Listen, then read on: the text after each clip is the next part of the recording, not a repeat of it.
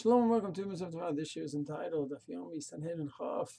The Gemara talks about a king, the loss of a king, contrast the loss of a king to the loss of a Kohen Gadol. Certain things that may apply to one may not apply to the other.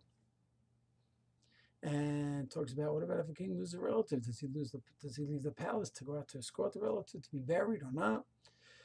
What about a Sudat Havra, the first meal of the king after his relative is buried and he goes back home? So Gemara talks about, and the Ram brings it down, Allah in two places, Hilchos Malachim and Hilchos Avail, that he goes ahead and people may bring him Sudat Havra, but they sit on the floor. He sits on a special chair for the king. So it's modified the halachot of a king and Avail, just like the king has to have special respect for all areas interaction with him, and so too when he's an Avail.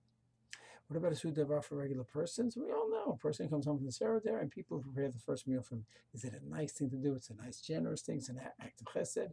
Is it an absolute din? And the answer is yes, it's a din. Yoredei Shin Ayin Chet brings it down halacha. Two things are mentioned in the very first halacha. There's several halachot here. One, it is asif him to eat from his own food. And two, the people must go ahead and prepare a meal for him. And that's the halacha, that's the way it's set up.